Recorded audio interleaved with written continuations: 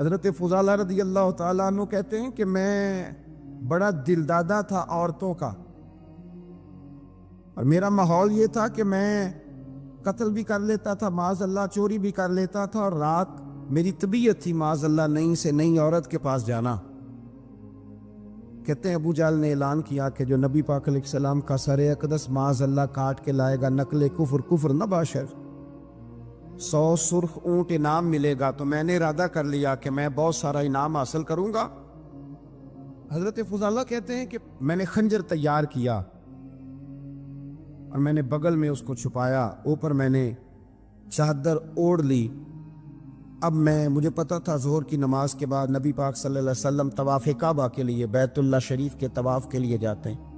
کہتے میں بھی اس طرف بڑھا، رستے میں وہ خاتون جس کے گھر میں نے رات آنا تھا، میں نے دروازے پہ دستک دی۔ میں نے کہا کہ تیار رہنا، آج میں بڑے پیسے لے کے آؤں گا۔ اسے میں نے یہ کہا اور پھر میں چلا گیا بیت اللہ شریف کا طواف کرنے۔ کہتے ہیں اللہ کے محبوب بھی طواف کر رہے تھے تو میں نے بھی طواف شروع کر دیا۔ ارادہ یہ تھا کہ جہاں نبی پاک علیہ السلام میرے قریب سے گزریں گے تو موقع پا کر میں حضور کے جسم اقدس پر خنجر کھوپ دوں گا اور معاذ اللہ شہید کر دوں گا۔ کہتے ہیں حضور ایک دفعہ بھی میرے پاس سے گزرے تو میں ہمت نہ کر سکا، دوسری دفعہ بھی پاس سے گزرے تو میں ہمت نہ کر سکا، تیسری دفعہ بھی گزرے تو میں ہمت، نبی کریم صلی اللہ علیہ وسلم 2-3 دفعہ گزرے تو فرماتے ہیں کہ مجھے موقع نہ ملا، اس لیے کہ حضور فرماتے ہیں اللہ نے روب کے ساتھ میری مدد فرمائی، دشمن پر میرا روب طاری ہو جاتا ہے۔ فرماتے ہیں جب چکر پورے ہو گئے تو محبوب کریم نہ چھٹے چکر پہ فرمانے لگے فضالہ چکر ایک رہ گیا ہے، بے خبر ہو جو غلاموں سے وہ آقا کیا ہے، ایک پھیرا رہ گیا ہے۔ کہتے طواف مکمل ہو گیا تو محبوب میرے قریب آئے، فرمایا وہ کام کرتے کیوں نہیں جس کے لیے آئے تھے؟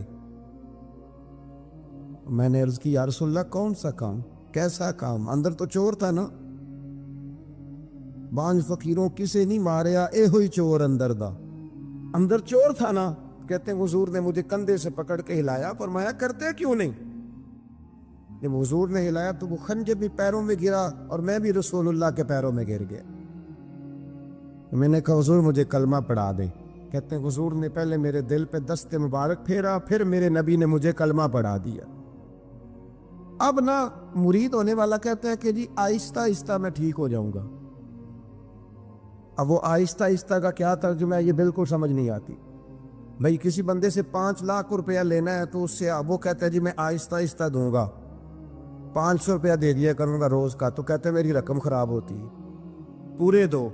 اور نیکی کی بات جب آتی ہے تو کہتے ہیں حضرت صاحب دین اتنا سخت نہیں ہے، میں آہستہ آہستہ ٹھیک ہو جاؤں گا۔ اب میں مغرب عشاء پڑھنی شروع کر دیا میں نے، اب میں تسبیح لے لی ہے، کل میں نے بھی آہستہ آہستہ میں ٹھیک ہو جاؤں۔ یعنی رقم لینی ہو تو وہ آہستہ آہستہ قبول نہیں ہے، لیکن اور مکان کی رجسٹری اگر کرانی ہو تو مالک مکان کہے کہ آہستہ آہستہ کرا لو، کہتے ہیں پیسے پورے دیے، سویرے چل اور بیان دے، یہ کیا بات؟ حضرت فضالہ کہتے ہیں ابھی میں نے کلمہ پڑھا، ابھی میں واپس آیا، رستے میں وہ بی بی کھڑی تھی، کہتے ہیں میں وہ شخص تھا کہ عورتیں مرتی تھی میرے اوپر، اور کسی کی جرت تھی کہ وہ آئے بائیں شائیں کرے، لیکن فرماتے ہیں میں بی بی کے پاس سے گزر گیا۔ پہلے تو اس کا خیال تھا رکے گا، لیکن جب میں رکا نہ تو دروازے پہ آئی، اور جب میں گزر گیا تو اس نے آواز دی، لیکن میں نے سنی انسنی کر دی۔ جب آگے بڑھا تو میرے پیچھے دوڑی، فرماتے ہیں مجھے پکڑ کے کہنے لگی فضالہ تجھے کیا ہوا، تو وہی نہیں جو یہاں سے گیا تھا؟ آپ فرماتے ہیں میں کبھی نہیں رویا تھا، میں کبھی نہیں رویا تھا۔ اور جب کہا نا تو وہی نہیں، کہتے میں نے سر اٹھایا تو میری آنکھوں میں آنسو تھے۔